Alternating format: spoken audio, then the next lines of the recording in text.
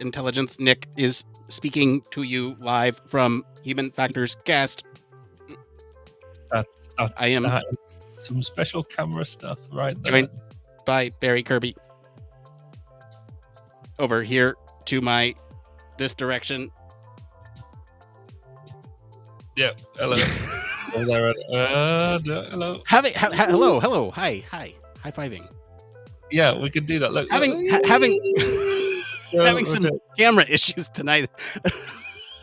Don't know what this is all about. Oh my god. Have you tried to plug it in and plug it back in again? I've tried that multiple times. That is just something else. It's really bizarre, right? Yeah. It's just an extra level of special. Like, there's got to be something fun that we could do for a short. Well, if you keep on going like this all night, then I think the whole thing is going to be good for a short. like the thing that I've just been doing is kind of sitting here and then just making random like poses. So it just like flashes to that random pose, right? So for example, let me just reset here. So I'm sitting here talking to you like this, right? And there's not much change, right? You can kind of see I'm bobbing a little bit, but then if I do something, that's fine. Yeah, that's it's just weird, right? Especially when I keep talking and I do something like that, and it's a bit like stop animation just gone a little bit wrong. Yeah. Yikes. So with your camera issues and my desk restructuring, we're on fire. So what does that look like? Hold on. Okay, now you just look like some sort of rather. Oh, we're still not going to get that was actually a really slow process, and it looked really violent. It's impressive though. Oh man, I feel like we haven't done this in a minute here, Barry, because it's been like what 3 weeks for 2 weeks for us. 3 weeks. 3 weeks. Nearly a month, dude. Actually, hold on. So you and I actually last got together to record on the 17th. Wait, no, that's this month. The 13th, right? Because was it the 20th? Didn't we do 20th, 19th, 18th, because we did it 2 days early. We did it on the Tuesday. Not the Thursday. I'm counting the Tuesday. 20th is the Tuesday, right? So okay, it's been 2.5 weeks since we've done this. Clearly out of practice. The old circuitry on the camera is not happy. I was going to say the camera needs a some sort of longer vacation here. Yeah. So here's what I'm gonna do. I'm gonna try to solve this problem here. I'll be a little. We can't have this for the main show. I'm sorry. We just cannot have this. I refuse. Hey Barry, I meant to bring this up to you because we got a question in our in our Discord just before we went live. I wanted to get your thoughts on this because we didn't really prepare a one more thing for it, and it is by one of our patrons who we love our patrons. We want to make sure that our patrons are answered. So the question is, where's the process that kills the camera? And then can I get that back easily? So the question is, you'd think I'd be more prepared for this. I was curious, for those in industry, has anyone heard if the current layoff trend is impacting Human Factors employees and teams? That's interesting. So I guess from a UK perspective, that's boring. You're back to normal. I know. Weird, huh? Oh. Weird when I'm doing like normal movements and stuff. Yeah, it is kind of weird, huh? Oops. Oh, spoke too soon. All right. Well, you know what? No, I guess no blurred background for me today. That's okay. That's okay. Well, don't need it anyway. Because I'm on this laptop, I can do cool backgrounds. So I've changed my laptop to my better, more high-powered. What is now going to be my 1202 laptop, which will do all of my production and all that sort of stuff. Anyway, I've diverted from answering the question. So the question about has anyone heard if the current layoff trend is impacting human factors employees and teams? So in short, no.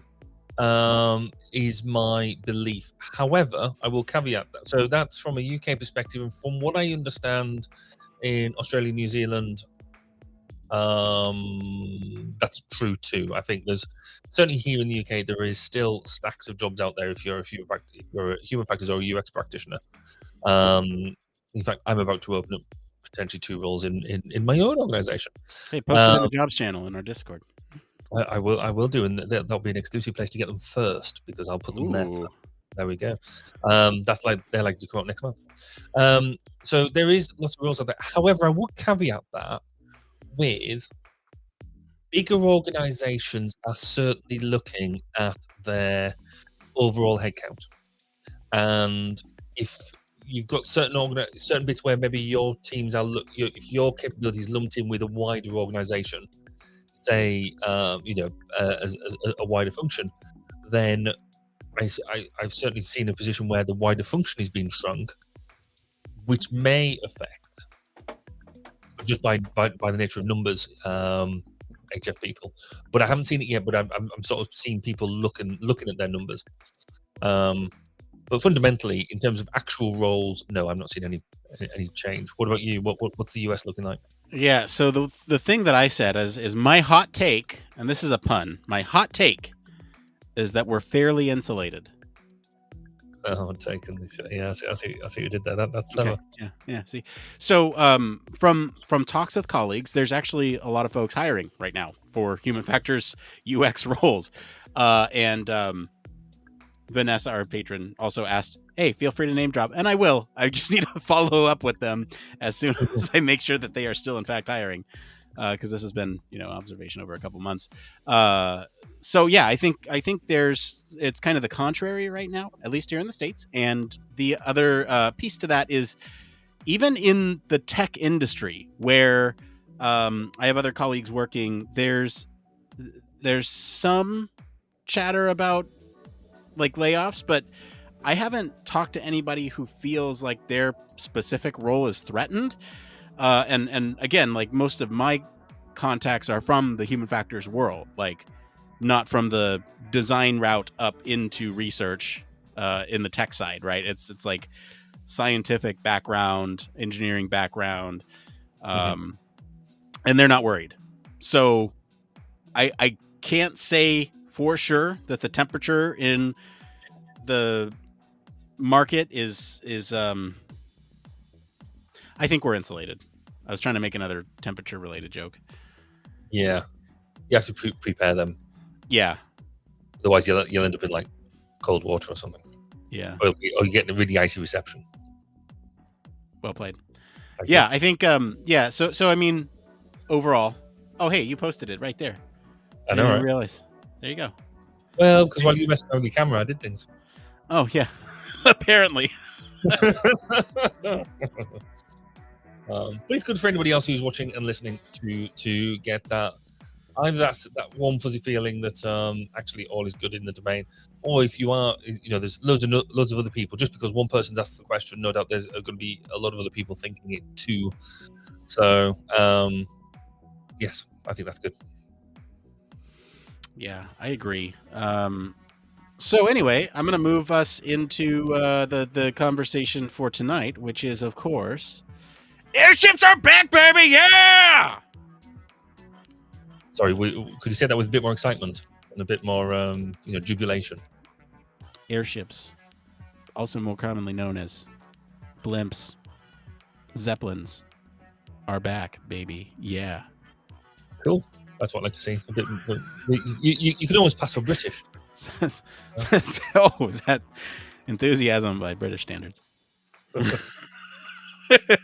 I've got a slight struggle with, because a friend of mine messaged me and said if I don't mention Archer as part of this Archer's attitudes to blimps, then then he'll be very disappointed. And I'm like, well, that's great, but I've got no idea what you're talking about. So he sent me a YouTube link, and I watched like sort of the first bit of it. So yeah, I need to watch that at some point. But if you already know what I'm talking about, then I don't. Oh, okay. I don't. Right. In that case, I'm watching a clip now. Oh, well done. Well, I put the clip in our notes.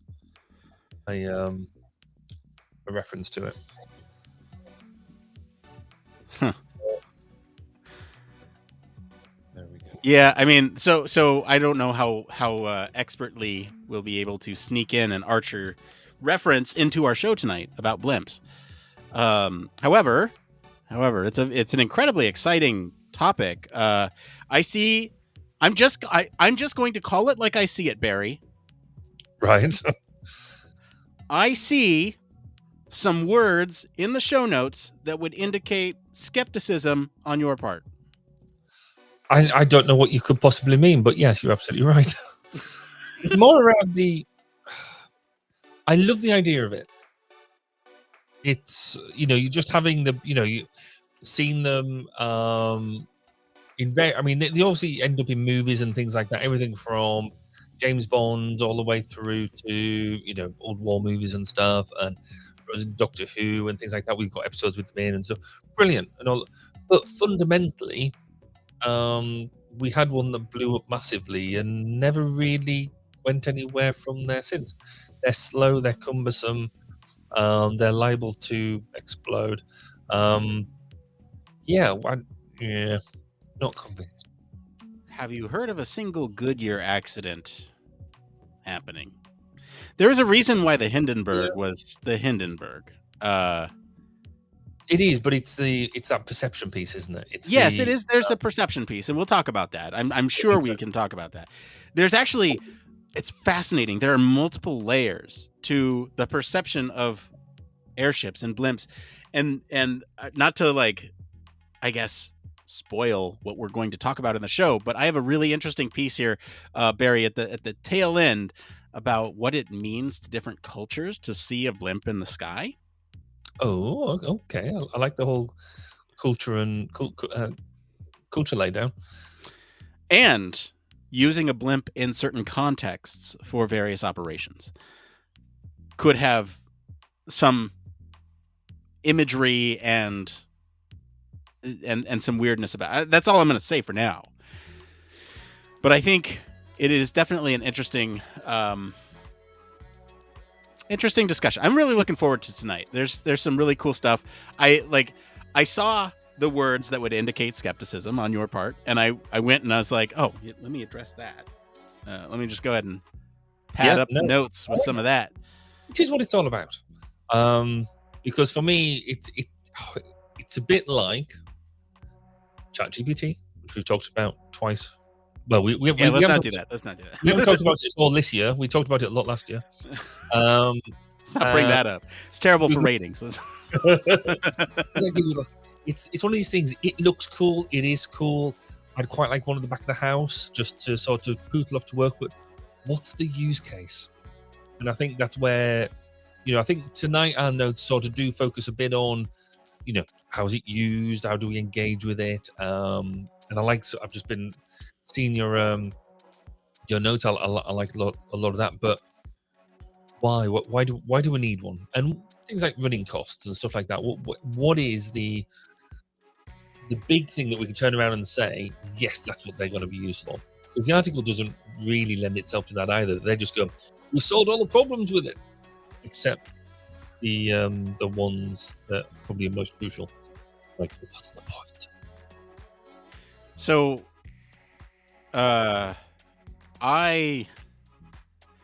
look, they bring up a really, really good example in the article. Like, I think that is a great way to view the lens here, and particularly this use case is the humanitarian aid. Yeah. Okay. Look, this article is talking about tech, but we're going to talk about the human factors applications of airships, and the piece itself is hinting that the tech is there for a revival. So potentially no more Hindenburgs, and what does that mean though? If we were to bring airships back out into the world for a variety of use cases that I'll bring up here. I mean, look, like just generally, we've already seen some use cases, one of which advertising. You see the Goodyear blimps at every US American football game out there, right? And so, using this as a form of aerial advertising, everybody in that stadium sees it. It's going around, there's a camera on it, sponsored by. It's a part of culture. Yes. They do make really, I mean, even here in the UK, we do use them, smaller versions, as markers for everything from fruit farms all the way through to that. So I'll give you that one. You can have that. But I don't know whether all right. Okay. To do So I'll give you another use case that is being used today that is not necessarily part of the revival piece. Surveillance and mapping.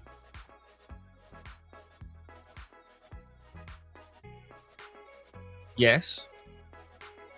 But that can also still be done by, and actually arguably a lot quicker, by a fast jet with a really good sensor on the front.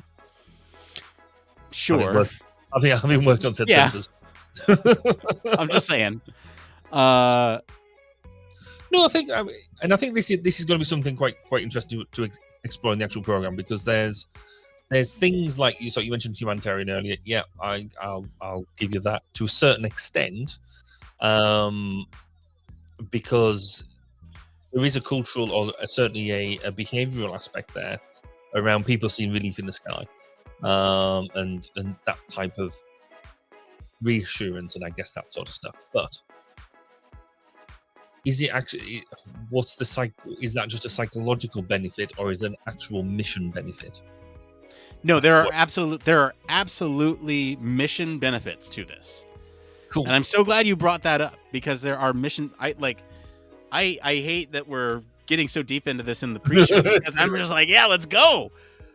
Let me bring some stuff up here. Military, search and rescue, like humanitarian aid, agriculture. Like, let's go, man. I'm prepared. At least one of us is. That's good. I'm excited about airships. What can I say? I'm just going to bring my bucket full of pessimism and skepticism and just throw it all over there and see how well you wash it away.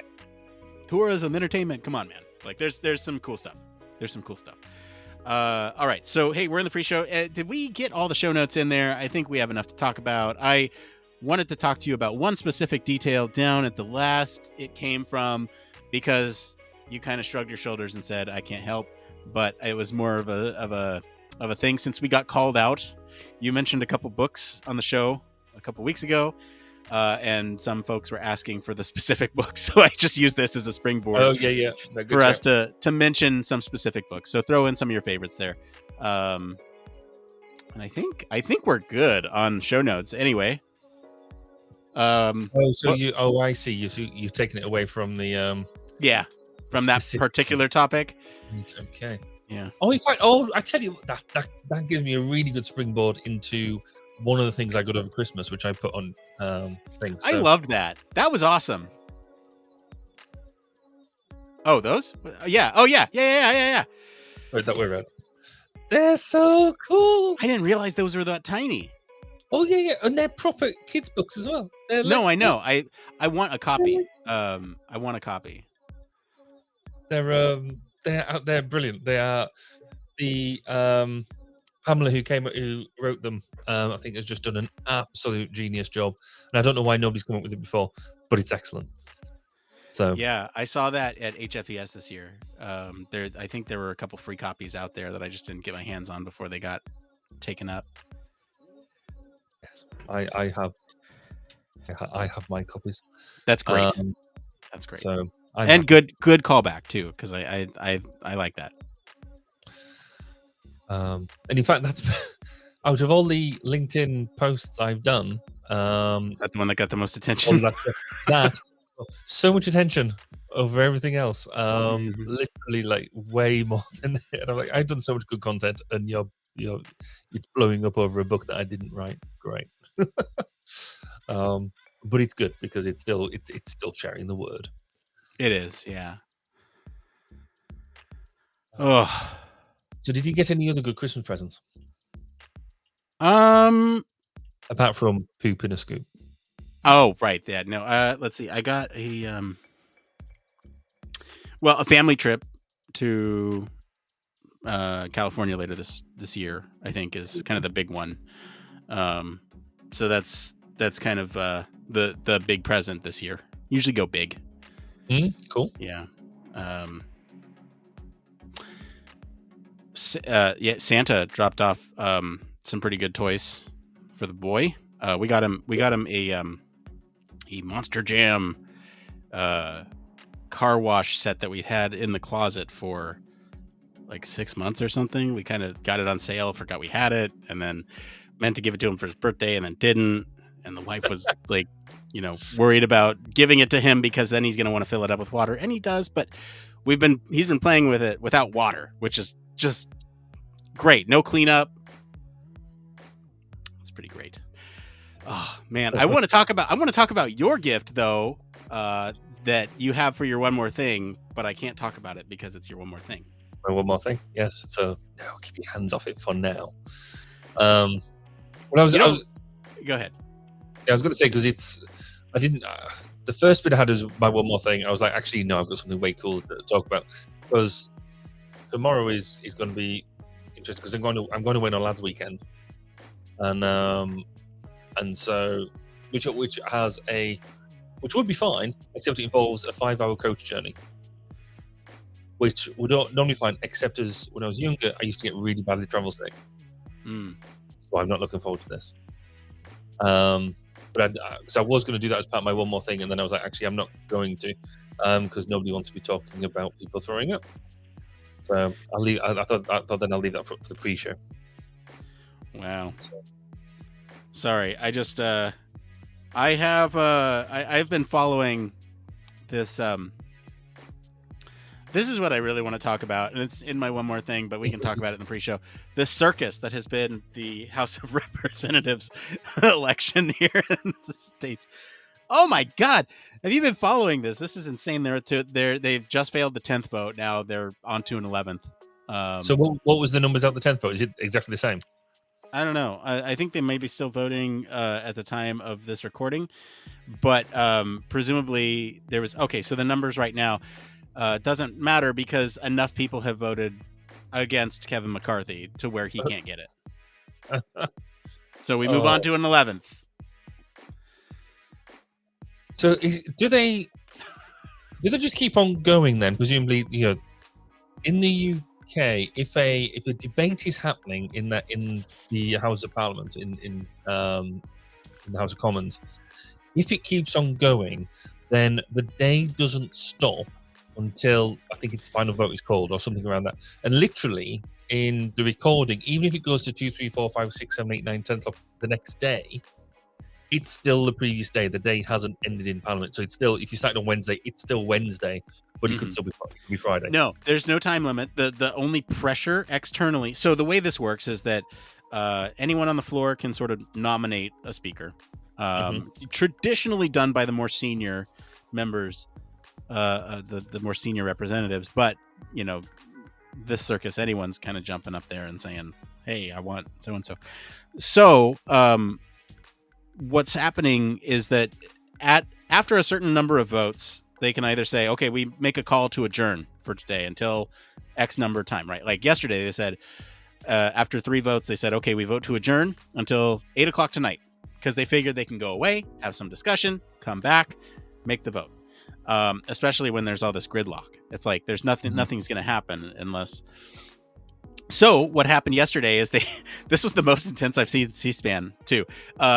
Democrats wanted to basically, rake them through the mud and say, they all adjourned. They all came back at 8 p.m. and there was this another motion to adjourn until today at noon Eastern, and there was like this mad dash on the floor to get votes in because the motion would have continued to do the voting at night, but nobody wanted to do the voting. Anyway, it was the most intense I've seen C-SPAN. And just so they voted to come back to reconvene here today at noon Eastern, and they've been going at it since. This is the 4th vote today. We'll see if they do an 11th today, but they might call to adjourn and come back. But man, is this just it's so interesting, man. It's just like, I love watching this drama.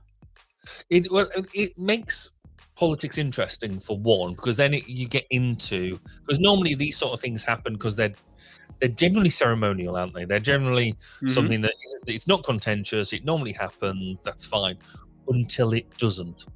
And then it's only now that you sort of get into, well, why does this happen? Why is there not a something to stop this from happening? And that's when you get the history, and you get the what's happened in the past, and what does the Constitution actually say in the States? Because in the UK we don't actually have a written constitution, and it's in the UK it's all done up well. In 1876, this is how it happened, and we've done it like that ever since, which is great until the point that it doesn't work. So yeah, it is interesting, and I think in this day and age, it's not necessarily a bad thing. I think it shows people that just because the way things that have happened in the past doesn't necessarily mean it's the way that things got to happen now, though it really should. I mean, like, let me put it this way: the last time this happened, this many votes, I should say. Well, so the last time there were more than one vote for speaker was 100 years ago, 1923. And the last time there were this many votes for speaker was before the Civil War. Nice. So, like, yeah, this is living through history again. Fun times. I'm so riveted by this, and just like the personalities, just they're all just the worst. The fact people. that you've got the people who are causing the problems or the upsets are doing it in the name of, obviously, President Trump, and yet even President Trump himself is sort of going like, stop doing this, just vote him in, just do it. And he's just like going, so it makes you interested. I think it's very interesting into the psyche of these individuals, into the psychology, the way that they're thinking about this, and what they hope to achieve. Are they actually hoping to achieve anything, or they're just trying to? It's personal grudges, and they won't relent. That's the thing. It's personal grudges. They won't relent, and both of them. I was describing to you a car crash or a game of chicken where both of them have ripped out the steering wheel. Neither of them want to relent. One of them says, "I'm going to keep going until I win." The other one goes, "I'm never voting for you." It's like, the other 20, I guess, that have been repeatedly not voting. And then he's, consistently lost votes. And now there's like drama around people leaving to go do personal things because they didn't expect it to take this long. And it's like, none of them are getting paid until they actually get in. So that's kind of some motivation for them to get this thing resolved. Yeah. So, I think there's the real problems start to happen. But there isn't another candidate sat there, is there? Sort of going, no, actually, I'm the Republican candidate who everybody loves. It's because this guy is the most popular one, isn't he? He's the one that I wouldn't say he's the most popular. But he's the one. There are some who would get most votes, right? There are some that would get the most votes. He's not that person. He's the person who historically he was whip under Boehner, and so he was kind of next in line for the speaker position. And because of some drama that happened in 2016, he didn't quite get it. So but there was a suitable replacement, like, ready to go in the wings. And so now we're experiencing what that whole process looks like when it's played out, when there's not a replacement, when there's not a clear plan B. And it's just fascinating. So we can talk more about that in the post show, because we're about to go live here in just a couple minutes. Really kind of why we're here. Yeah, we are here to do that. And we have it's 28 after. Oh, okay. I'm looking at the clock wrong. Yeah, we got about a minute before we want to go live. Something else I was going to set up and I just haven't got around to doing it is the extra camera. The extra camera. Because I was going to set up another camera to have a different view, sort of from this angle. or this angle, just to mix it up a bit. For the news, you just look direct. You should. This is what you should do. You should set up a teleprompter that goes right over your camera, so that way when you read the news, you're looking right at the camera, and maybe have it as a camera B. Yeah, funny you should say that. I've been looking at just such a setup because actually, if you look over here, can I get this to do it? Right, see the screen here? Oh, I'm tempted because I've been looking at these things. Oh, I've just put my camera to the wrong place as well. Into looking about whether I could do it. So then when we come to do the news, I could go and do that and bring the microphone with me, or have a second microphone in it. Because I'm basically in exactly the same room. I'm just at the far end of it now. I've taken over my wife's desk. There you go. That's how you do it. Hey, we're going to be right back. We'll be back to talk about airships. I'm so excited, Barry. Are you excited to talk about airships? I think I'm not quite as excited as you are about it, but I'm willing to be motivated. Okay, entertain my excitement. We'll be back. We'll be talking about this. Hey, you know what though? I gotta say, like before we even start, you sounded excited to talk about this when we were doing the full recap of everything last year, and they're like, "Oh, well, maybe we should talk about that. Maybe we should throw that back in." I think it will be. I think it's. I love the principle. I love the idea. It's just the common sense usability, not usability. Okay. Well, let's chat about it. All right, we'll be right back.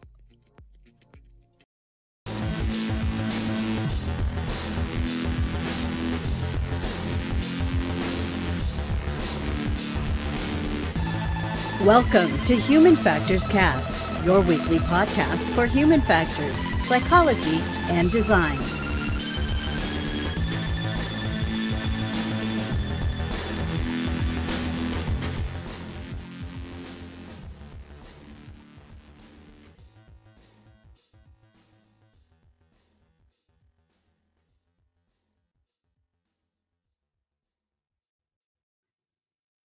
Can you believe it's 2023 already? We're recording this live on January 5th, 2023. This is episode 269. Nice. This is Human Factors Cast. I'm your host, Nick Roome. I'm joined today by Mr. Barry Kirby.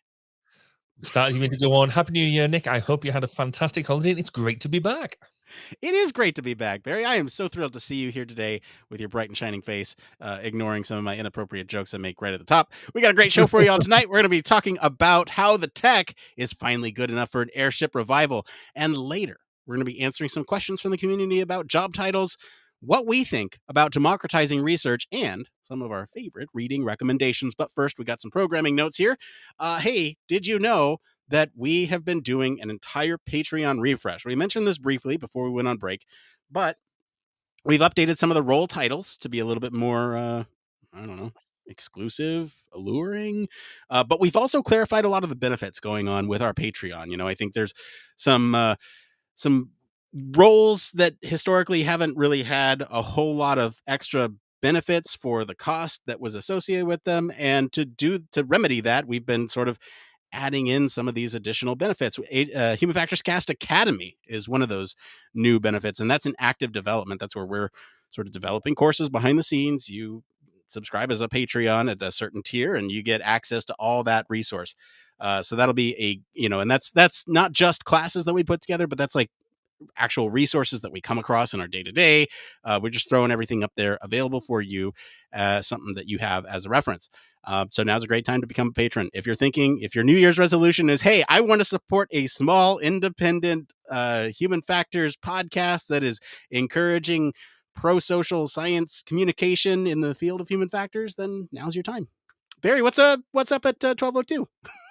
So in 1202, we're still back in 2022. So we've got the 2022 recap, where we go over some of the statistics, some what people have been listening to, some of the most popular episodes, and generally just a general good look back into that. 2023 though is looking quite cool. I've got some interviews lined up. So in January we'll have the look into 2023, and there's going to be some really cool interviews coming in. So they're all just being organized and finalized as we speak. So yeah, quite excited about that. Can I just say that I'm proud of you for what you've done over at 1202? You've really broken into a lot of new, different types of media, video being one of them, shorts being another one of them. I'm just proud of you, and I don't say that enough. It's your fault, because if you had to raise the standard over here so high, then I wouldn't have felt I had to do it. But no, you pushed out there. But no, I appreciate that. Yes, I am proud of you, Barry. And now let's get into the part of the show I'm so excited for. It's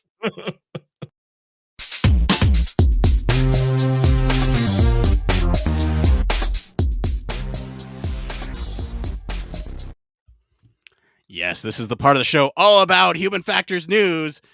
Barry, is today's story all about airships? Airships, airships, airships, airships. What's the story? So this week we're going to talk about ChatGPT, and no, this week we talked about the tech is thanks to Nick finally good enough for an airship revival. So in the early half of the 1900s, airships were seen as a huge advance in technology, able to carry huge weight over long distances. But the huge crews needed and the slow speed were seen as a major problem. And then with the Hindenburg disaster in 1937 and advances made during World War II in aircraft technology, they pretty much consigned the airship to history, with the exceptions being around advertising and sightseeing. However, Lighter Than Air, or LTA research, based in Mountain View in California, thinks it's time for a revival. And they're working on a new generation of airships. The company believes that airships have the potential to be used in humanitarian relief missions due to their ability to stay aloft for long periods of time, their long range, and their ability to carry significant payloads. LTA's Pathfinder 1 airship is 120 meters long, 20 meters in diameter, and is expected to carry around 4 tons of cargo, in addition to its crew, water ballast, and fuel. The airship will have a top speed of 65 knots and a sustained cruise speed of 35 to 40 knots. Pathfinder 1 is made with carbon fiber tubes attached to titanium hubs and has an outer covering made of a 3-layer laminate of synthetics. The airship also has 12 electric motors for propulsion and is controlled by a fly-by-wire system. Additionally, Pathfinder 1 is equipped with LiDAR sensors and a weather radar system. So, Nick, what are your thoughts on being able to take an airship to conference next year rather than just a flight? Let's go! I'm so excited. Look, like I love.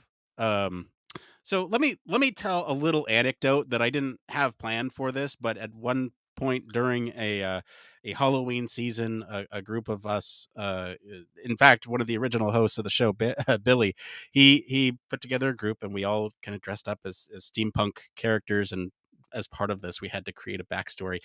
I was an airship captain, so I'm a little bit partial to this. So, I mean, you can see where my love for this comes from, but I love this. This is awesome. Can we be the first Human Factors podcast to broadcast live from an airship? I would love to do this for HFES 2023. Let's reach out to leadership to see if we can do it. But only if we could get the Human Factors Cast logo on the side of the airship. Oh, that's it. That's it. Oh man, how expensive would that be? Barry, what are your sort of thoughts around this? So I think it's purely from the airship bit alone, I think it's brilliant. I do think there is something quite majestic and awesome about the way that airship, you've got fast jets, you've got hot air balloons that are kind of directionless, they're just wafted in the wind. You've got all different, helicopters and stuff, but they're all really manic, really, we just need to get to where we're going and we need to do it quickly and there and then. Whereas airships themselves just, it's not like a hot air balloon. They've got motion in the right direction. They go and crack on, do what they do, and they get there quite sedately. But they are big, sort of almost ponderous machines. So from that perspective, and what we've heard in the article about the way that they're using new technologies, the whole fly-by-wire system, I think is really, really interesting, and the impact of that will have for safety and things like that. But I can't help coming back to, and this is where my bucket of pessimism gets thrown all over this story, is why? What is the cost-effective use case of these? And I think this might be what we need to sort of get into a bit. For me, is what value does this give you over a helicopter, over a jet, over an aeroplane, over other different hot air balloon? Why is it good? What added value does it give you apart from just being really cool? So, yeah, I think I got you covered. I got you good, covered on good. that. I can't wait. Teach me. Sustained operations. That's the key here. With a helicopter or an airplane, without needing to refuel, you don't Mhm. have the ability to do sustained operations. Also, with an airship, you can also use it as sort of a central command base, almost in a lot of ways. If it's in the sky, kind of positioned where it needs to be, you have access to see what's going on below you, right? And I think that's why this company here is looking at sort of using an airship in a humanitarian aid use case. Outside of that, let's talk through a couple other use cases. We'll come back to the humanitarian aid because it's a Mhm. really interesting one that carries some uh, a lot of interesting human factors considerations for sure. But let's talk about some of the other things that we can do with airships, right? So you mentioned it in the blurb, advertising. You see a Goodyear Yeah. blimp across every football field, every game. It's part of the show. You get an aerial view from the Goodyear blimp. Like it's front and center. Everyone in that stadium can see that blimp flying around. Aerial advertising, right? So And I that's presume like from what you know, like with the cameras on board and stuff, I would imagine it's a lot more of a stable platform than, say, a UAV, something with propellers on it that obviously right. will have a certain amount of vibration and things like that. And we know that UAVs at the moment still have a relatively short period in the air. For when they want to do stuff. So yes, as a platform for photography and for just being once you got the Human Factors Cast logo on the side of it, everybody will know about it. Right, exactly. And you're right. I mean, even with helicopters, there's still some vibration there. Although the Mhm. camera systems on board those are typically compensated for it, and they usually don't have a whole lot of issues, and can take a lot more, I guess, unique pathways. Let's say, Mhm. and faster pathways than something that is slow and sluggish. But I think there is still, if you need a stationary camera on something, that brings me to my next point: surveillance and mapping, right? Mhm. Let's say you need uh you can equip it with cameras, other sensors. It can be used for mapping, environmental monitoring, surveillance, like I mentioned, just looking at various things. And I think from the perspective of intelligence, what's to say that you couldn't park this at the border of a country in the airspace of the bordering country and just, you know, Yeah, like that's for true. months, like just park it there. And No, it's not really subtle though, is it? no, it's not. Um, It's not. I mean, I didn't say it's it sounds tactical. no, but I mean, I think this is because most people sort of look at this and think of, and certainly I did, like right, has it got military application? In the grand scheme of things, I think not, because there are just too many different platforms that do what it could do better, and it's just a big target. But with what you're saying around, being a control center, around a some sort of relief or some sort of civilian-based coordination, then that has a lot of value in it. Right.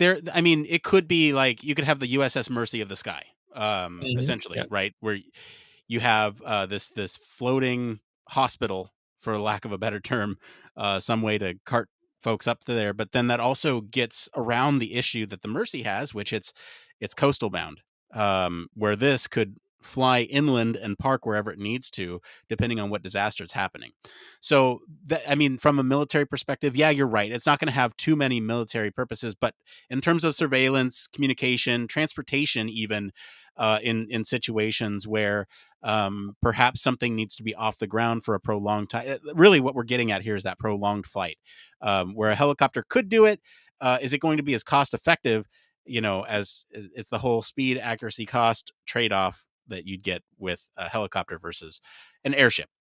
Let's bring up some other use cases here. Telecommunications, we kind of brought up that mobile command center um, perspective, but think about this. Like, what happens if this type of technology could be affordable to countries that have sort of the inability to create traditional infrastructure? What if you put a blimp out there that was a central communications hub for that area, and that was their infrastructure? That'd be cool, kind of cool. Transportation and entertainment, I'm going to combine here because no one's going to use these for transportation. I think it would be cost inhibitive to do so, and time inhibitive to do so. Right, the prolonged, sustained operations of being able to get somewhere is there, but it would take you days, weeks, months, as opposed to airplane But travel. then people do go on cruises. That's the point I was going to bring up about entertainment. Okay. So if you have, Okay. if you treat them like cruise ships, then Yep. the destination isn't necessarily, or the location isn't necessarily the destination, but the mode of transportation is. Yes. And so you Right. could build these cruise airships, which would be rad. I'd be super excited about that. Yes. I think it goes without saying, but scientific research could potentially be an application here, right? You have studying the Earth's atmosphere, conducting experiments even in microgravity if we can get them up that high. So, I mean, without the need to sort of have some sort of sustained uh, propellant, right? I think Yep. that's the key there. Agriculture, so crop dusting, irrigation, pest control, especially in countries that don't necessarily have that infrastructure that I was talking about earlier. Environmental monitoring, we kind of talked a little bit about. I'm looking at a list if it's not completely clear. I didn't come up with all these myself. I just I'm bringing in the relevant ones, right? Some of these are not great. But in terms of construction too, in terms of like these places that are kind of off the grid or harder to get to, you could land an airship out there and just start building something when you don't necessarily have a cargo ship that can get out there. You can bring all of these materials up on an airship, bring them out, and that can be sort of the method of getting a lot of resources to a place that has traditionally no infrastructure for transportation, right? Instead of rail or road. and I guess in many ways where time isn't necessarily a critical factor, or you could time you know the timing well in advance, it Right. must be a fairly efficient way of doing it. Because once it's sort of because it'll have a certain level of momentum, and okay, it's not powered by an ion engine or anything like that. But if you can go so basically long and slow, and you need to get a whole raft of infrastructure without much ecological or climate damage, or even things like if you've gone into an area that maybe is noise sensitive and things like that, just the ability for it to almost waft in land, deploy a whole bunch of capability without having to have all the damage to the infrastructure on the way in, but still build something quite substantial. That Right. it's And we are talking a lot about like what if. Here's a specific example of where this could really be um, a good example of how this could be used, right? So think about the traditional panels of transporting like renewable energy sources, solar panels, wind turbines, um, putting them in remote locations, middle of the desert, or really windy spots. Now that might be a little tricky for um, for an airship to do. However, if the conditions are right when they're landing, they could wait outside and come in, or land just outside that zone and move them in. So you could have, in these really remote areas, you have this renewable energy that it's there that you don't necessarily have to transport again via truck on the roads, which you have. I don't know if you've ever seen this here in the States. You see it quite frequently, but like there's these trucks that carry the blades to these wind turbines and they're oh massive. huge, yeah, yeah, They're massive. They're yeah. like, 3 or 4 buses long. And so, as you're driving on the street, not only is it dangerous for everybody around them, but it's, it's very costly mistake if you make that mistake. Load it up on an airship, bring it out there. You're good. Right? And if you're going to do the wind farms at sea, Yeah, uh, exactly. that's another way of potentially getting them out there as well. Although I think a boat might be more It's like, efficient at that point, but maybe depends how much of a risk taker you are. yeah, I guess it I does. could And it depends on how, what resources are available, all that stuff. Anyway, I think we've gone through a lot of different use cases here. Let's talk about some of the human factors applications because again, as I think we should look at this through the disaster response sort of lens, the humanitarian aid, just because it is sort of an example that this specific company wants to look at. And really, what this could be used for is damage assessment, coordination of those recovery efforts. So for hurricanes, earthquakes, those types of things. Mhm. we can talk about the broader human factors application, but I want to look at it through that lens. So where do you want to start? I've talked about a lot of use cases, and we're just now starting. So I want to get into the engineering of it, really, because that's where this is my bread and butter stuff, where I get quite excited. So so I started to dive into, right, well, what sort of interface? It's all fly by wire. So we're taking the latest technologies that you can have on any sort of jet aircraft or rotorcraft, and be able to bring all of that sort of stuff in. Brilliant. And really, that should be just chuck it in, let it go, because it's not fast, is it? It's slow. So actually, that whole user interface bit of it should be easy. Yeah, you agree? For the most part. I In think theory. when we get to the what makes it unique, that is where Mhm. there's going to be some deviations here. Yes. So Generally, though, yeah. so in theory, what we should be able to do is take current cockpit technology and throw it in. And from a user perspective, almost everything else is gravy at that point. We can make that happen. However, and before we jump into the unique bit about what makes it unique that way, is, well, actually, do we need any sort of user interface at all? Given the speed, given what we're doing with it, should this just be either all remote control or just completely autonomous? No and no. I think there should no, there should definitely be an operator on board, especially for some of these mission critical, um, But like, why? well, I think you have, especially in situations where uh, something can change quite rapidly, Mhm. new pieces of information, you need to be able to talk with crew. That is where it's going to be crucial that you have an onboard pilot. But I think in some cases, like you were saying, with like the remote distribution of green energy, like that can be automated. Fine, I don't have a preference there, but I just think it opens up. So going back to the humanitarian operation idea, is if you've got, I mean, I do think that there needs to be crew on board, because I think we're down with that. But there is an opportunity here for an operator to be on the ground, and saying, rather than saying, right, move it forward a bit, forward a bit, forward a bit, down, they should be able to control it remotely and just dock it or bring it in themselves, a bit like you have on quite a lot of um, you know, large machinery now, where you have the remote, you have the ability to take the remote control out of the cab and do some remote operation. I think this is asking for similar things somehow, in a way that I haven't quite devised yet. But you could just imagine saying, right, okay, we come into you, use your login through your phone app and bring us in, or something of that nature. I just think that there's a whole load of ways that we could do with this to make it really cool. But I think that gives us a segue into why it's unique. yeah. So let's talk about some of the attributes that make this thing so unique, right? One of them is the volume that this thing takes up, right? You mentioned this could be like a cargo ship in the sky. And Mhm. the size of this thing is just over, the specific one is just over the size of one football field, one American football field.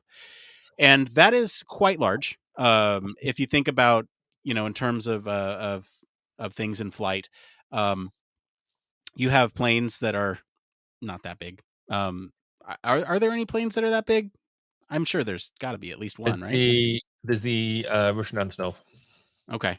Yeah, I'm just thinking like there's very few aircraft that are that large. And when it comes to navigating those things, you can think of like the Goodyear blimp as a good example. You're navigating sometimes in the middle of a city above the buildings, at a safe distance, but you can imagine in a situation where humanitarian need is needed, or humanitarian aid is needed, coming into a city and needing to, I don't know, drop supplies or transport people up and down. There's going to be some other considerations there from navigation perspective that are not necessarily present on other aircraft. You're not going to have a helicopter that large, that's for sure. And if it Yeah. operates in the same type of way that a helicopter operates, that's just something that you have to think about spatially in relation to your surroundings. Now, we've brought up the slow speed of these things many times. But I think one sort of critical aspect here that is going to be different is that it will take longer to develop the momentum to react to different things like weather systems, right? It does have powered engines, whether those are prop engines or jet engines. It doesn't necessarily matter. It's just that the inertia that it takes to respond to something will take longer to do. You also have, like we talked about, this light. That's kind of where the benefit of these things exist, at least in my mind. And with that, you have the issue of crew fatigue, right? Classic human factors issue, where those on board either need to be taken care of or have shifts. So there's this whole other aspect to crew resource management that we now have to think about for folks on board these flights. What do their roles entail? How do they birth the people up on this? Do they even birth them on board, or do they birth them somewhere else? Do they I don't know. Like, what kind of recreation do they have on board for the livelihood of these people, this crew? Mm. When the flights aren't 2 to 3 hours, it's like days. You got to start thinking about it like a naval deployment rather than a short flight. And then maintenance. There's probably some different maintenance schedule compared to other aircraft, where one rip in the blimp here might not be so great. So that's definitely gotta Bad day in the office. Yes, yeah. I mean it's things attitude to like forward or foreign object debris Hmm. might it will be different, wouldn't it? Because obviously, yes, they don't necessarily land on the runway, but any sort of wash up is going to be an issue. Equally with the training as well. The training is going to be, you would think, quite different to air crew and air maintenance crew and things could normally transfer between types of aircraft, because generally they've got an engine in the back or they've got some engines on the wings. They go, and the principles are largely similar. I think that probably with an airship, it's fundamentally different. So you have to have a lot more unique training to get there. Yeah, and speaking of training, I think that really is a good segue into what happens in the case of like an emergency situation, right? You mentioned loss of an engine, but what if we have Hindenburg 2.0 here? What kind of safety systems are on board? I don't believe they're using. I don't know. I don't know about airships that much, folks. Despite how much I've been excited about them, like, do they use flammable gas as a? I can't imagine that it would be as flammable as the Hindenburg, because they used what, helium in that thing. Yeah, I think they're on about using helium in this as well. Oh, okay. Well, Um, then. but what they're doing there, they're being able to seal it in a much more in a much better way, because they're using synthetic. Because obviously in the Hindenburg they literally use canvas Hmm. um, to do it, or doped cotton doped cotton canvas. Whereas the LTA version has 3-layer laminate of synthetics, including polyvinyl fluoride on the outermost layer. The middle layer is a loose weave of fire retardant, a word I can't say, fibers, and the inner layer is a polyester. So similar to what they use on racing boats. Yeah. So it's allowed them to integrate, I guess, materials with more characteristics against things that we don't want, i.e., fire, um, Bird to make strikes. it, yeah. Well, crikey, yeah, that would be interesting, wouldn't it? But also, you've been able to use like sort of modern metals and things, so to make it a lot lighter. So let's look at the emergency here, the emergency situations. Let's say there is sort of a critical leak in the shell. What do they call it? The blimp. Yeah, Um, yes, Whatever it is they call it. Really scientific. But whatever it is, let's say there's a leak and they're dropping altitude. There has to be some protocols in place for how to respond to that, and you're not going to be able to have the same amount of distance that you would in like an aircraft, right? Even helicopters, if they use they lose their engines, they're still going to glide down, as they don't just drop from the sky. right. Right, the rotation still keeps them going, especially because it they're still coming down.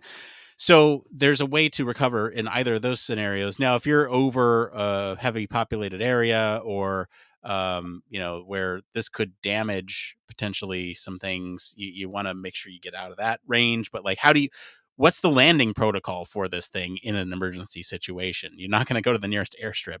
And then you have to think about evacuation from that, Yeah. right? Is it just the parachute and you're out? Or, are there things that you have to secure on board, especially if they are heavy and could fall out? And like, because theoretically, I'm imagining a crash in slow motion where you have a lot more time to determine what you need to do, depending on how big that puncture is. Yes.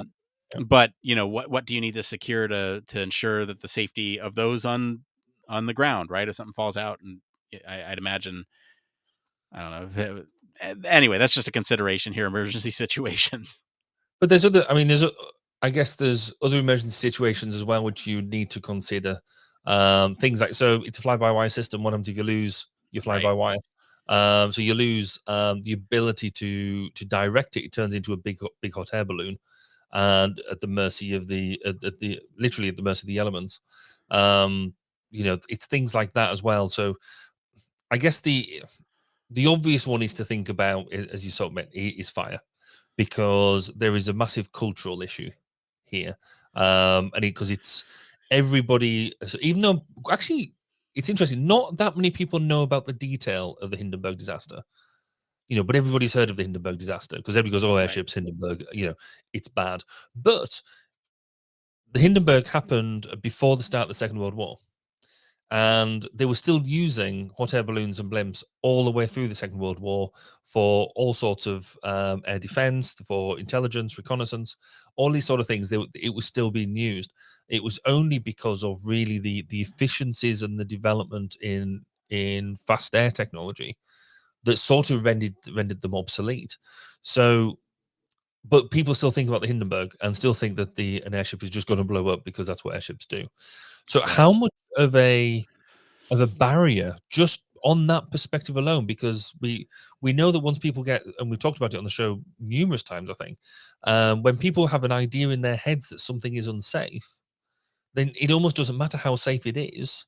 People are just not going to use it. So, what's it going to take to get over the Hindenburg? That's a good question, and one that I don't know from a cultural perspective. Like, okay, today, Barry, would you step into an airship? Yeah, could be cool. I mentioned at the top I want to do a podcast from an airship. I want on. So like, there are people like us who understand the technology and understand what's going on. I think it's going to be very similar, To right? put that into context, I'm also more than happy to be on the first SpaceX mission to Mars as well, and to go and visit the moon. So that probably gives you an idea about my risk appetite about this new crazy stuff. Let me counteract that by saying I would not be on a flight to the moon or Mars. I'd be on like the 50th through 500th. I think that's more my threshold.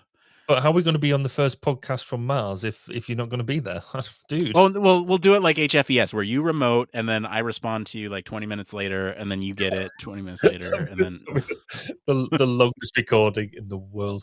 Anyway, sorry, we digress. We do, but I mean, you bring up a good point. Like, I think from my perspective, I don't know how many people would have hangups in them if, for example, you had things like air tourism cruises, where you have sort of the experience of being on one of these things and floating above your favorite cities, and you can look down and disembark or debark, or words are hard today, folks. But you get off and you see the city, and then you come back on and you go to the next city.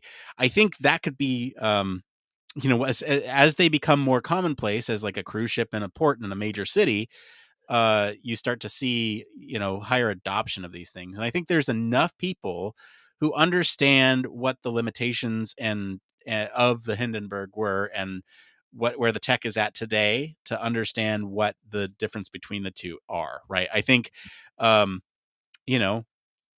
we didn't, I don't know, bad example, but I was going to say, we didn't stop going to space after after Challenger. Like, yeah, we still use space shuttles. Yeah. I mean, but that wasn't the public, so I mean, it's kind of like you have to. But I mean, we don't stop using aircraft after Yeah. airplane disasters. There. I mean, well, on a day-by-day basis, there are the biggest cause of accidents in the world is automobiles. Right, and Yeah, we ignore that. we all jump in our car every day. So Yep. because our Yeah. perception of risk is totally different now.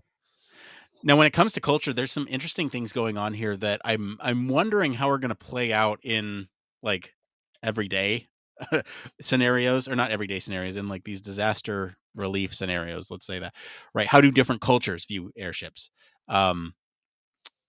Is there going to be some inherent, I guess, like, oh, our saviors are coming from the sky, literally saviors coming from the sky, heavenly saviors?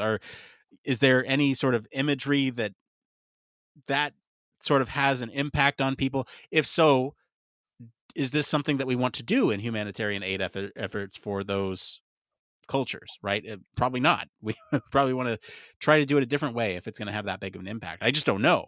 These are questions that I have, not necessarily. I'm just opening cans of worms here. But, Well, the presence of one of these airships too, will it cause more panic?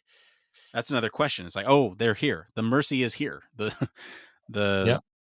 Like, is that going to cause more panic, or is it going to cause relief? Is it going to be a site that is, I don't know, like relieving to see, or just a sign of an omen? And I don't know. That's definitely a way that I guess we in the human factors domain can help deliver that, because as we've said before, the side of this of an airship is a massive blank canvas. So is there opportunities there to be having messaging on the side of it, either static or dynamic? Yeah. So when you're coming into somewhere, I think the amount of cultures it would affect in thinking of that heavenly savior thing is probably quite small, because most countries now are connected one way or another You're right. to think. But if they're being cut off and they don't know it's coming, or what the state of the world is, etc., etc., some people might see it as people, maybe other countries taking advantage, and so it's an invasion coming in. Because they're in distress, because they're in need and all that sort of stuff. So the ability to use this as a big messaging platform to say, right, we might not be able to come directly down and help you, but here's things that you need to do, and this is what we're here to do, and a big red cross on the side of it type of thing as well. Yeah. Or you could have, like you said, the digital messaging on the side. I would love that. Either, like loudspeakers coming down, everything is fine, we're here to help, in their local language. Yes. Yeah, nothing's wrong with that. Anyway, do you have any other loose rounds on this one? This one is a fun one for me. Yeah, no, I think it's interesting, and I think I look forward to hopefully following this, and maybe in 6 months' time, 12 months' time, when they get onto their, they're going to do like build an air dock, and they're going to build another couple of versions of these. It'd be quite interesting to keep checking in with it, even in maybe just in the one more things or something, just to see where they're going and what they're doing, and maybe if we keep on pushing the fact that we're talking about them, we may actually broadcast from there one day. That would be fun. That'd be awesome. Yeah, like let them know that we're talking about them. We'd love to be a part of that. Exclusive awesome. Human Factors podcast. Yeah. Anyway, thank you to our patrons this week for selecting our topic, and thank you to our friends over IEEE Spectrum for our news story this week. If you want to follow along, we do post the links to our original articles on our weekly roundups in our blog. You can also join us on our Discord for more discussion on these stories. If you want to vote on what the story is for next week, we do post all those freely available to the public on our Patreon, so you can join us there, vote. Even if you're not a patron, you can vote there. And decide the fate of the show for next week. We're going to take a quick break. We'll be back to see what's going on in the Human Factors community right after this. Human Factors Cast brings you the best in human factors news, interviews, conference coverage, and overall fun conversations into each and every episode we produce. But we can't do it without you. The Human Factors Cast network is 100% listener supported. All the funds that go into running the show come from our listeners. Our patrons are our priority, and we want to ensure we're giving back to you for supporting us. Pledges start at just $1 per month and include rewards like access to our weekly Q&As with the hosts, personalized professional reviews, and Human Factors Minute, a Patreon-only weekly podcast where the hosts break down unique, obscure, and interesting human factors topics in just 1 minute. Patreon rewards are always evolving, so stop by patreon.com/humanfactorscast to see what support level may be right for you. Thank you, and remember, it depends.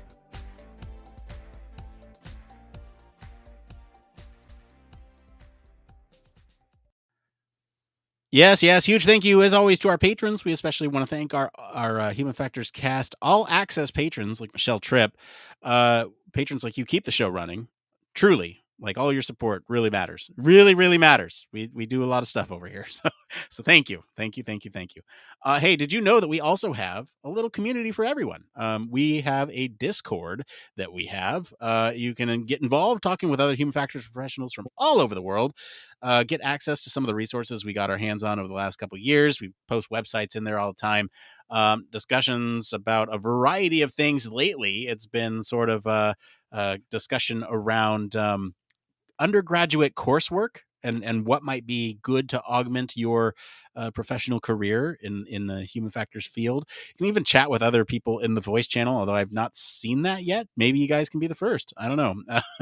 It's also where we conduct our lab chat, so we're very active in there, at least from the lab side. You can't see it, but we're active in there, and we know it's an effective tool for getting stuff done. So there's also career advice, and if you have questionnaires for your research that you want other people to take, or get some thoughts and opinions on from other human factors folks in the field, drop them there. It's a great community. I'm really happy to be a part of it, and really glad that so many of you have joined. So if you are interested in joining that little community of human factors folks, and non-human factors folks in there too, you can join us on our Discord. Links in the description.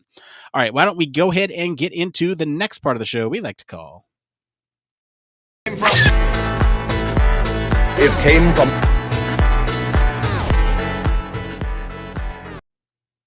That's right. Switching gears, getting to It Came From. This is where we look all over the internet to bring you topics the community's talking about. So if you find any of these answers useful, give us a like wherever you're watching or listening to help other people find this type of content. We got 3 tonight. The first one here is by HF Woman on the Human Factors subreddit. I always like it when we get the Human Factors subreddit up in here. So this is, what is your job title? I'll be graduating in summer 2023 and in the middle of job hunting. Curious to see what job titles people have. When I look up human factors in LinkedIn, the majority of options are in UX roles that focus on design, and want a portfolio. Barry, what job titles have you seen out there? What job titles do you have had? Well, my job title is quite easy. It's managing director. There you go. That's fairly generic. No, but I think you've got everything. So I've had, in fact, how many of mine have actually had human factors in them? So at the moment, I call myself human factors practitioner, just in very generic terms. Prior to that, when I was employed by other people, I was a human factors scientist, human factors research scientist, and then I've been a technical human factors scientist, technical human factors engineer, human factors researcher. What was I? Oh, then one of my favorite. I was a technical specialist, and then I was a technical specialist in brackets generalist. So I couldn't quite never work. Yeah, no, that was different. But actually, in the grand scheme of things, what I would be looking for in the whole job hunting bit is basically anything that involves human factors and/or user experience UX, with a bit of HMI, HCI maybe, and if there's more generic, more specifics that you're interested in. But anything with human factors and ergonomics and UX, I think, are much more popular terms now than they have been in the past 10 years. So anything on that. The only other bit on, I guess I meant to mention on grades. Great. So basically, we can talk about junior, senior principal, executive. They're all kind of dependent on what what the company does and how the company bounds them. So a principal human factors engineer in one company will not be the same. It might sound the same, look the same, but they won't be the same in a different company because they'll have bounded them differently in some way, to suit their just to give you a good excuse to pay you less, largely. But yeah, so that's just a thing on grade boundaries as well. Yeah, for me, I'm not going to go through every job title I've had. I'll talk about sort of a common one that I have, and then one with human factors in it, and then one weird one. That's kind of the approach I'll take here. So the common one that I have that I see everywhere is senior user experience researcher. That's the title that I have right now. I think of myself as a human factors practitioner as well, Barry. Like I practice human factors when I do my job. And so and the podcast too. So I practice human factors. I'm a human factors practitioner. In past jobs, I've had the title of human factors engineer. You've mentioned scientist, practitioner. I've seen all those variations. The one that I held was human factors engineer. And then the weird one was UX UI specialist. That's not doesn't really have, what does that mean? Like Everything. so Everything. so yeah, it does really vary the gamut there in terms of, does it have human factors in the title? Does it not? What you're going to be looking for, at least in the job description, is the mention of human factors. And I think that's the important thing, is if they understand that you as a trained in human factors, conducts human factor science, that type of thing, holds a master's or PhD from an accredited university with the focus in human factor psychology or engineering, HCI or similar. Those are the types of roles that I think that you should look out for. Those are good ones. Yeah, nothing really else much to say on that one. Barry, any closing thoughts? No, I think that's just, if you can stick with the human factors element, you will generally find the human factors jobs, I guess, should do what it says on the tin. Yeah. All right. This next question here is one that infuriates me, by Fluffy Winston on the UX research. They say, what do we think about democratizing research? There's a big push in my company and industry in general about democratizing research. I was wondering, what is your take and experience with democratizing research? There's some additional context there, but Barry, taking research and giving it to other folks, how do you, or allowing other folks to do it? What do you think about that?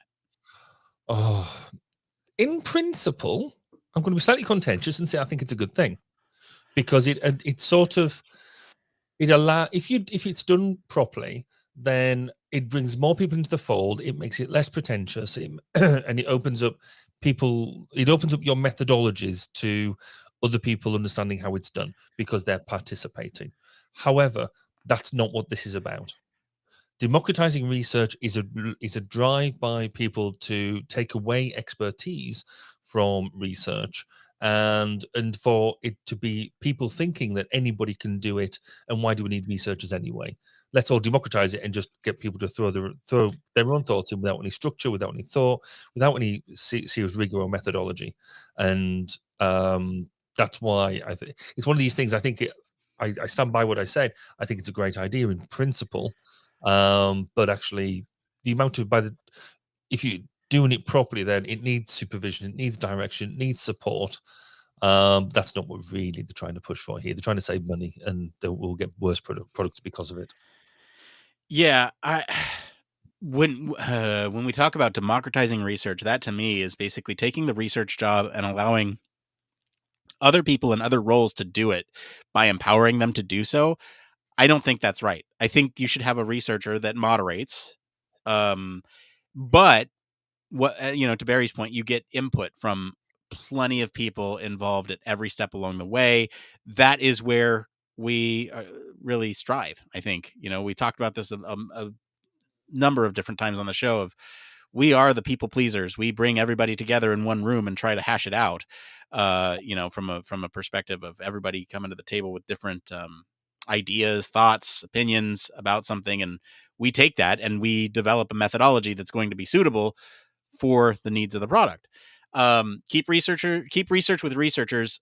Democratizing, it's the same of like a product manager would not let you manage a product. A developer would not let you code. As a researcher, I'm not going to let you research. I will involve you in the process, certainly, but leave that to me.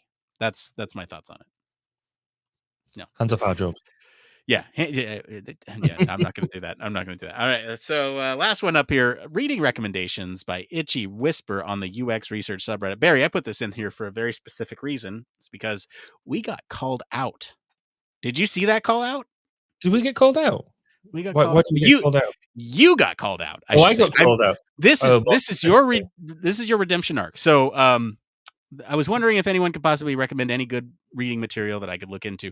Barry, you mentioned this the other day on the show that I there did. are a handful of books that you could refer to, and you didn't mention what the name of it was. In fact, I didn't even catch that until you mentioned the name of it, and then I picked that book up for myself because it was missing from my library. So why don't you mention what that book was first, and then you can mention your other fun stuff here. So the book, my go-to book for pretty much everything in terms of methods is the Human Factors Methods, a practical guide for engineering and design. And it is really done like that. And it's by Stanton Salmon, Rafferty, Walker, Baber, and Jenkins. I've got the second edition. I think they're on something like the fourth or fifth edition now, which I haven't looked at to see how it's been refined. But it's just one of these books. If I have it on the side, I would have it easier to hand, but I've been recently reorganized the cabinet. I don't know where anything is. But basically, it's one of these books that you'll pick up, and it's full of all my post-its all the way through. It's full of my scribbles of how I adapt things and things like that. It's my go-to book on every single project I do. It's brilliant.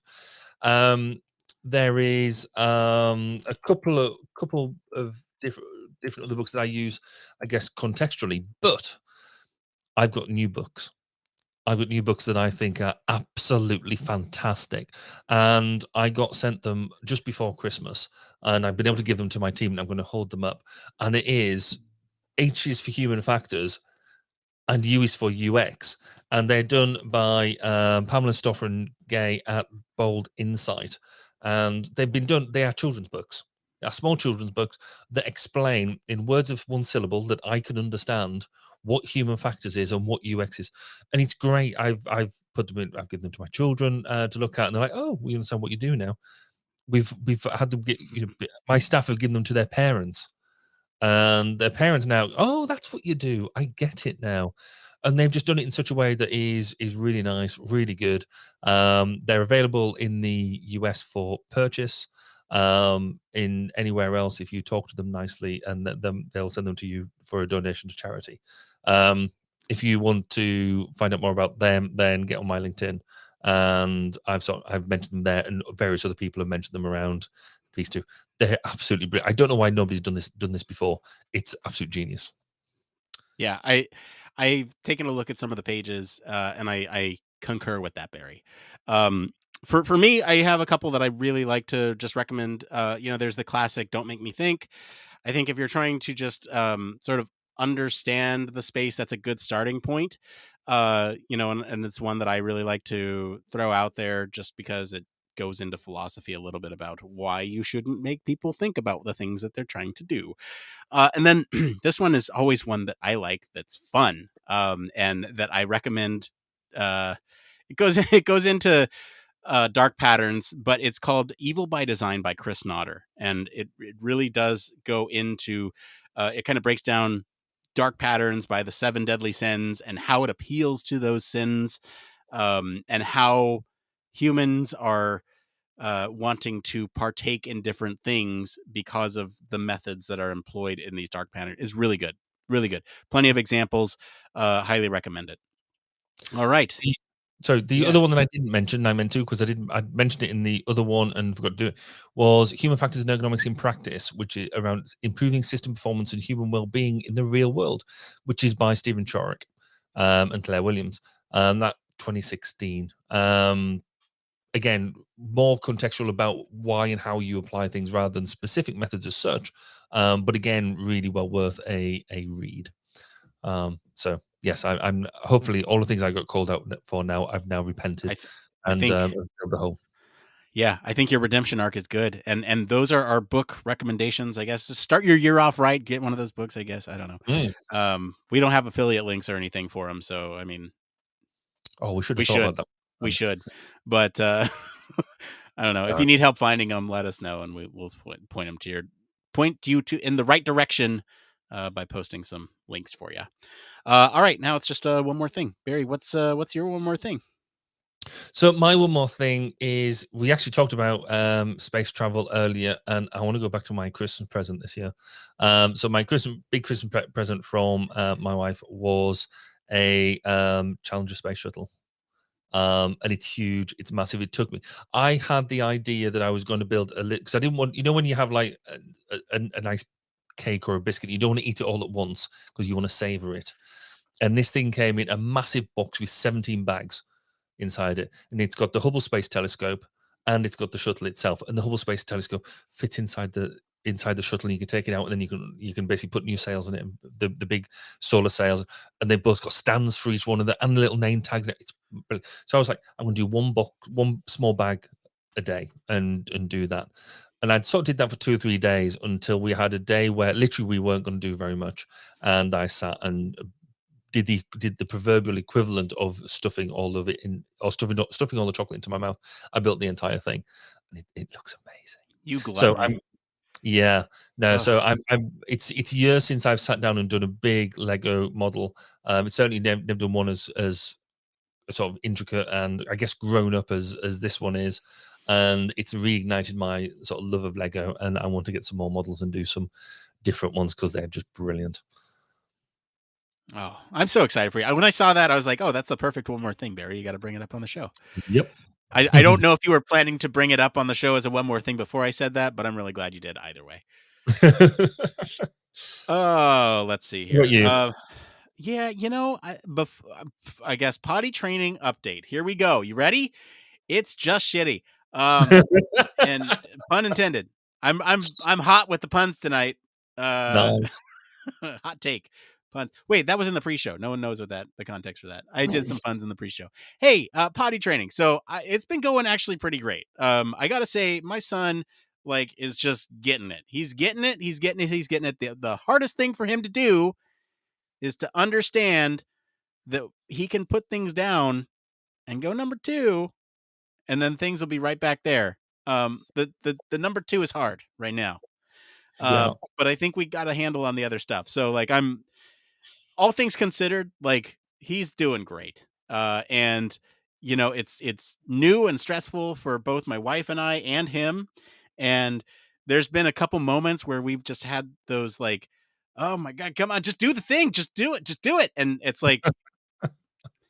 it's frustrating for everybody, but at the end of the day, I think we all have, even him, have this mutual understanding that we're all learning about this process, because I've been very open. My wife and I've been very open and talking to him about this is new for you. This is new for mommy and daddy too. Really sorry. We're figuring this out. And I just think it's been a pretty crappy experience. Let me just put it that way. Well, hey, that's going to be it for today, everyone. If you like this episode and enjoy some of the discussion about maybe flying in comfort, I don't know, I'll encourage you to go listen to episode 250. What's the deal with double-decker airline seats? You go from cruising in luxury to cruising in this. Comment wherever you're listening with what you think of the story this week. Are you a fan of airships like I am? For more in-depth discussion, you can join us on our Discord community. Like I said, we got a whole bunch of human factors professionals in there, dropping some good nuggets of conversation. Sorry, potty's still in the brain. You can visit our official website, sign up for our newsletter, stay up to date with all the latest human factors news. If you like what you hear, you want to support the show, there's a couple things you can do. One, wherever you're at right now, leave us a 5-star review. That is free for you to do. Really helps people who are looking at the show deciding whether or not they want to listen. It helps them make that decision for them. 2, if you have friends, Barry's my only friend. So if you have friends, maybe tell them about the show and tell them that, hey, these people are doing a great Human Factors podcast over here. They just talked about airships this week. That was a ton of fun. This guy kind of lost his mind when he forgot how to say words. Or 3, if you have the financial means to, consider supporting us on Patreon. Like I said, we are always updating those rewards. We just did a huge refresh, trying to make sure that value is there for the folks who support the show. As always, links to all of our socials and our website are in the description of this episode. I want to thank Mr. Barry Kirby for being on the show today. Where can our listeners go and find you if they want to talk about use cases for airships? Well, if you're going to talk to me about airships and other forms of air transport, then come find me on Twitter and other socials at Baz_K. Or if you want to come listen to this year's episodes of interviews with interesting human factors and human factors related people, then find me on 1202 The Human Factors Podcast at 1202podcast.com. As for me, I've been your host, Nick Roome. You can find me on our Discord server and across social media at Nick_Roome. Thanks again for tuning in to Human Factors Cast. Until next time, It depends. They just started the 11th vote. Really? Yeah. So did they have to put any sort of justification into this again by saying, right, we're going to do this vote again Every time. because the Earth might have flipped over and turned? I don't know. The strategy here is to wear people down. And But if be they're like, that- they're playing chicken. They're playing chicken. It's like, are you going to blink? Because we're not going to blink. Oh, you're not going to blink? We're not going to blink either. Nobody's blinking. Right. It's definitely one of those things. It's a standoff, and it's a train wreck, and it's amazing, and I love it. I love every part of this. But nobody wins. I'm struggling. I mean, normally you can sort of see if there's a bit of jockeying about, and some people are just trying to get into right. So, but this is just the pure old fashioned. We don't care about this, therefore, we're just going to keep on doing it. Well, it's because these majorities are so slim. Yeah, it's because they have a 4-seat majority, and because of that, they can only afford to lose. Or wait, do they have 4 seats or 6 seats? No, they have 4 seats, I think. They can only afford to lose like 5 people out. Then actually, it's low. Yeah, they need 218 is what they need, and they can only afford to lose like 5 or 6 different people. So that'd be a 6-seat majority. Anyway, the point is they can only afford to lose like 5 or 6, and so they've lost 20, and so because they've lost those 20 people, they need to make concessions with like 5 or 6 to get them on board. But because those 20 are so adamant about their beliefs, they're not getting on board. And this is the same party that's fighting. Well, this is the thing, isn't it? It's normally in any sort of party, if you're that close and you just need to do it to get business done, because you need a Republican. In your case, you need a Republican speaker, otherwise the entire party loses, because everything else could be sort of stalemated. Then what's the point? Somebody with some grown-up pants has got to go in there and do something about it. But you don't have any mechanisms in your constitution to do it, do you? No. So, it's wonderful. Which is great for entertainment value. Oh, I love watching this. I am going to go and just enjoy this. Hopefully through the weekend. This is better than I don't know. This I just love having this up and just watching it. It's I do the sort of same here, right? We have an entire channel dedicated to Parliament, and I do if I'm got nothing else on in the office, and I don't want to have the news up for whatever reason, I'll quite happily put Parliament TV on, just to see what's happening, and I guess it also helps that I know some of the characters in there as well, so you can say, oh, Darren's talking or Nia's talking or something like that. It's just it's interesting seeing it happen. Yeah. But yes, you're definitely in a period at the moment, which is very special. Well, they're in the nomination phase right now, so now they're talking about they're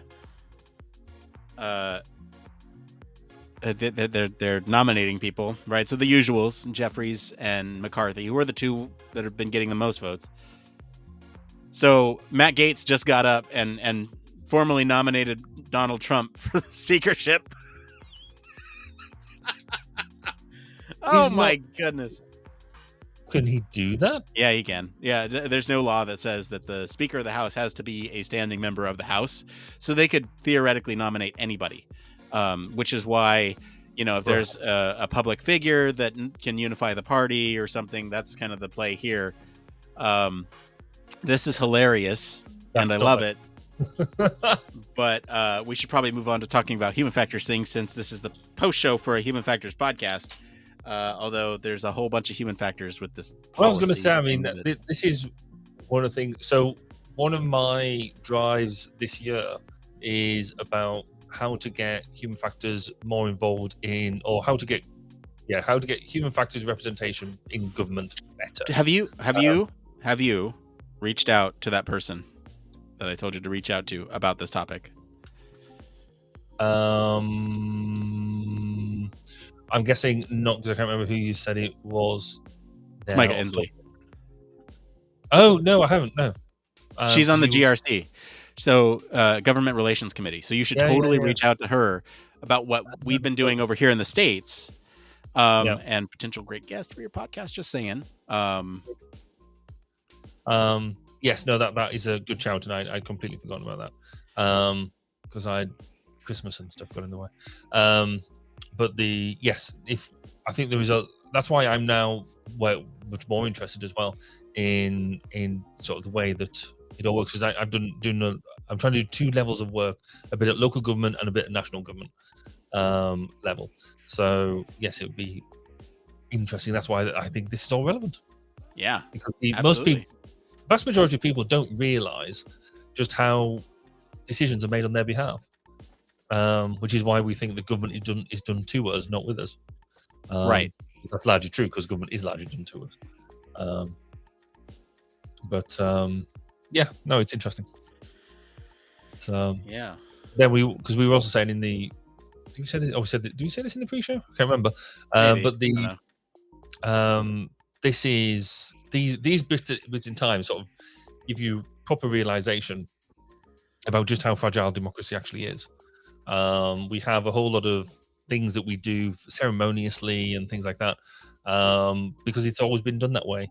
But all it takes is for some people to come and disrupt or question or push the boundaries of, and you suddenly realize that actually things that you take for granted aren't necessarily things that we should be taking for granted.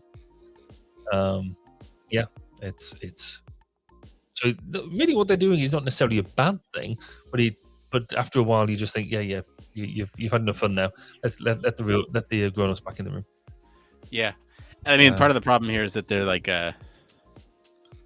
specifically with this thing, is that like normally all this stuff happens behind closed curtains, and now it's out in the public because they couldn't get their shit together before this Congress began, and technically still hasn't begun. That's begun, has it? Because I'm going to guess fundamentally, it's the art of persuasion, isn't it? It's the art of delivery, that what politics has always been about. And what this is demonstrating is actually they haven't been able to get their own way. So they're just trying to work out what big levers they can play with. And it turns out that, a small number of people are holding quite a large lever, which people won't see the true impact of.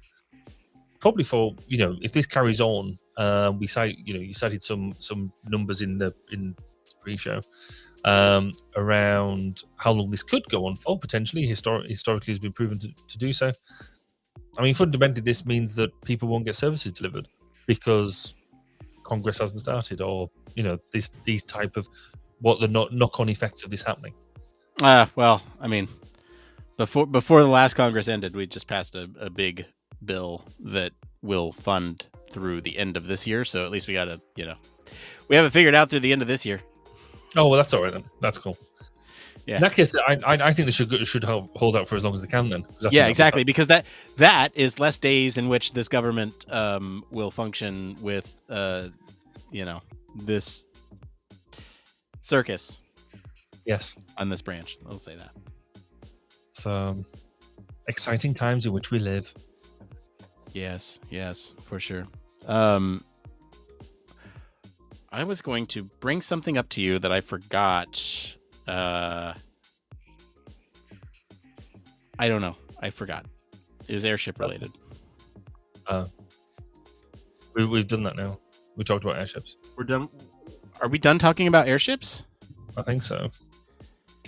We did a fairly exhaustive, I think. And I allowed you to win me around at the end. Did you notice that? Yeah, you allowed me. Yeah. It's the art of persuasion. I got you. It's to happen. Oh, we've been offered promotion of the channel. Yeah, I saw that. Better than anyone else. They can Better do that. than anyone else. Oh, I can't wait. Oh man. Let's see. That's broken. Ah, yes. So I think of, I don't know. I have like a vision of airships being cyberpunk future type thing, which is which is interesting since they're more like steampunk.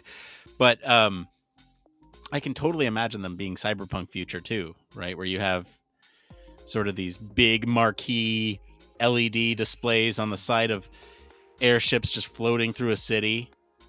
Well, it just makes sense, and I guess that's the sort of imagery I was trying to think of when trying to describe the movie side of the thing, because I'm fairly sure there's a bunch of movies that have used that cyberpunk idea in them, and I don't know. In my head, I've got things. Oh, I can see the film in my head, and I can't remember what it's called. But also, I know there were some episodes of Doctor Who that had them in. Oh, right, maybe that's where I'm thinking of. So Doctor Who had an episode of where there was loads of airships all over London. Yeah, which is cool. There's been one, if not two episodes of James Bond that have had airships in them. yeah. So yeah, they're evocative in terms of ideas and stuff. So, but I do think so. I think the whole steampunk thing is I really like airships in the whole steampunk thing. But then I just like steampunk, so that's Yeah. Cool. We had a steampunk party once. It was very good. Quite enjoyed it. Oh, did you? What did you go as? I didn't have a specific character, but I had I spent a lot of time and effort dressing up Nerf guns as with like cogs and all that sort of stuff to make my steampunk guns, and bits and bobs like that. So good fun. I totally enjoyed it. I am going to do something really quick. A futuristic cyberpunk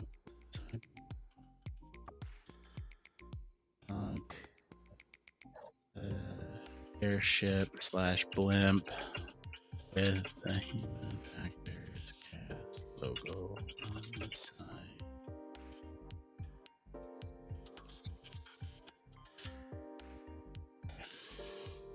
Let's try this. We'll see what happens.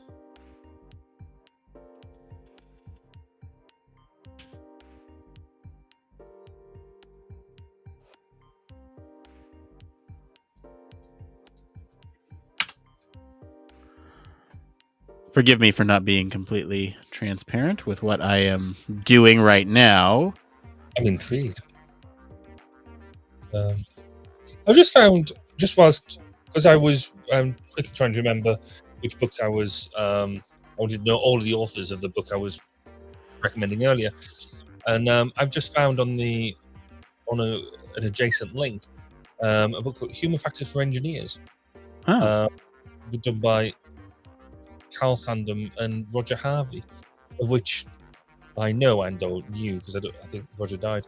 Because I was on a committee with them at the same time. So it was produced in 2004.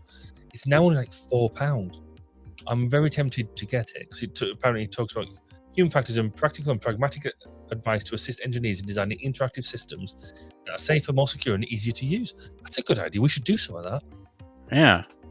All right. There you go. I did not tell you what I was doing. No. But here you go. So I have... let me take this away so we can see it a little better. So I put into a generator here, a futuristic cyberpunk airship / blimp with the Human Factors Cast logo on the side of it flying through a city. No Human Factors Cast logo to be found, although some of this artwork is pretty cool. Yeah. Or like the one on the top left as it sits at the moment. This one? That one, yeah. That's cool. That's your favorite? All right. How about we generate a couple more?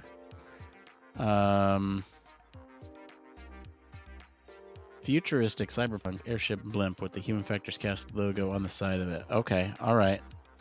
Wow, that one's all right. A little That phallic. looks different, yeah.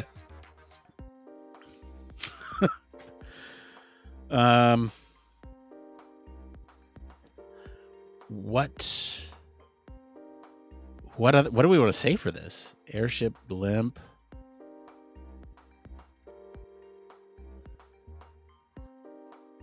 In the style of Minecraft and Leibowitz style photography. In the style of Minecraft, just see what it does. Okay, just see what happens. In the style of Minecraft. All right.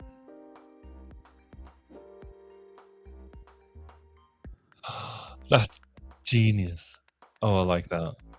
I like the Anne Leibowitz photography. Where? I can't get it back. Let's try something else. Old Polaroid as fire. Sustainable architecture. Colorful style. Let's do colorful style.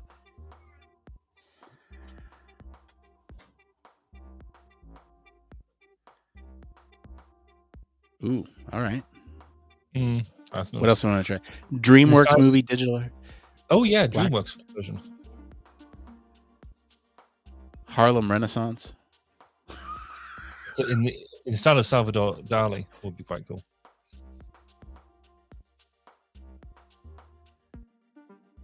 Let's do one more after this and then call it done here. Let's see here. What about in a high quality render from Octane? Let's see what that looks like.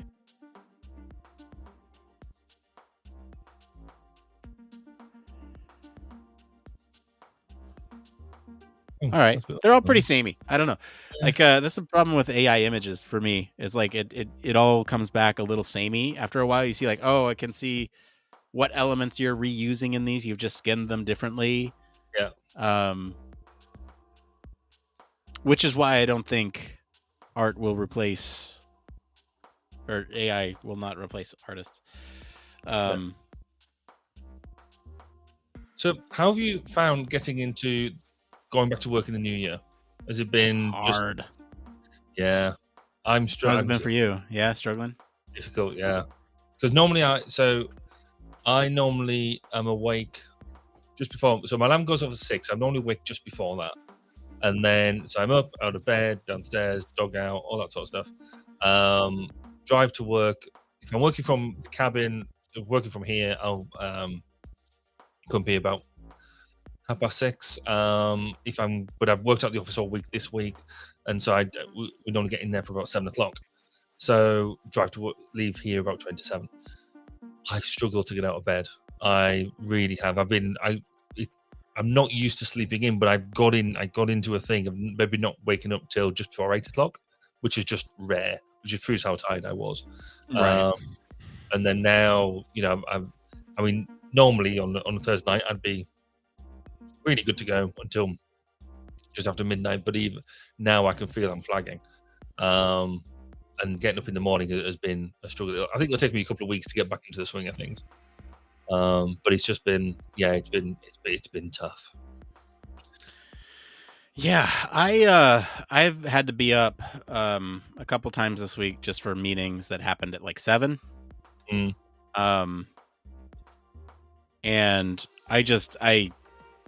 I've been so sluggish with trying to get going on tasks because like I don't know, usually I feel rested, but because of potty training I don't feel rested. I feel stressed. And so it's not felt like a true break. It's felt like I paused one job and just worked extra hard at another job that I also do full time.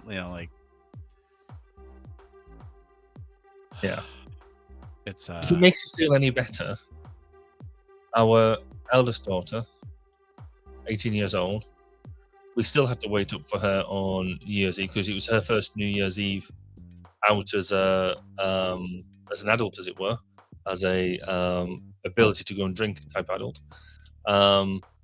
and so she was like, oh, she went out. She then messaged us saying, oh, we just a message from the taxi driver. The taxi driver's cancelled because they're going to get a taxi back at 3 o'clock in the morning, and yeah, so all through that hassle. So the trouble with potty training now, and having to be there at the beck and call for every little thing that they do, I'd like to say it goes away, just changes. Yeah, and I'm okay with it changing because to me there are some phases that are easier than others. Like I keep joking with my wife, I'm like, give me the stage where he is like, in high school dealing with interpersonal communication issues. Like, give me that. That's I feel like that's going to be not much easier, but it will. You got to say, be careful what you wish for. It will be. I'm not necessarily looking forward to that, but I feel like I will be better at that than I will be at potty training. Because interpersonal communications is what I do. It doesn't make it any easier when they're your own. No, I know. The irony is that because you still only got one, haven't you? Yeah. Yeah. So what made us laugh is we had one, and then we were like, right, okay, we got this nailed. We've done the hard yards. We know all about. We're great parents now. We could have another one. So 2 years later, we had another one, and we're like, right. And she was so different. The whole experience from start to finish was so different from the first one. We were like, oh, maybe it's linear then. Maybe we've had both ends of the scale. So that means a third one will be somewhere in the middle of the scale. So but you had the middle. You had the middle in one of the first two. No, it's triangular. So okay. The third one was just great. completely end, and he was like going, oh, well, and it didn't have the first two were girls, and then our youngest is a boy, and you're like, oh, that's just thrown everything off. So yeah, they're all different challenges, different motivations, but from a social science and a psychological science experiment, it's brilliant fun. Oh yeah. Because you can experiment on them, and nobody can tell the difference, and nobody can tell you off. Right, well, and I mean, isn't all of parenting experimentation? Pretty much, because it depends which one you use as your control, I guess. But yeah. So we're doing it with no control over here. Man, I don't know about you, but I am just drained. Yeah, and at least I've got an excuse. It's 10 to midnight over here. You've still got. Yeah, I still got post production on this podcast to go. Like, I don't know how I'm going to do it today. I'm just do tomorrow. A little tired. No, I can't do that. I can't leave because tomorrow morning is our lab meet, and I will just try to be there. It's a kickoff. I just can't leave something unfinished. When I know it's done, I there's this whole ceremony that I go through at night. It's just like, all right, there's the last one. It's out. I'm done. Decompress. Yes, what I'm going to do tomorrow night is, like I said, I'm going away on this lads weekend. However, I will be taking my phone with me, and so I'm going to try and dial in, but I might be in a pub. So I might put myself on mute and just listen to what you got on about. That's fine. Yeah. I'll give you two of the pub when I'm there. Depends, I guess, kind of how drunk I am, really. Will depend on what the rest of the lab gets. Yeah. It'll be exciting. Very exciting. I've got you nervous now, haven't I? Yeah. We should make drinks mandatory for the lab, although I can't because of medication. So. I can't just because of the lawsuit, but oh right, yeah, there you go. Yeah. Well, it looks like they're gonna go to 12th here because they just lost 6 votes. So that'll be fun. So do they bother going through the rest of the votes, or do they just say no? They go through all of them. They got to get it for the record. Ugh. Yeah. So should it be just easier just to sort of say, right? Is there anybody right?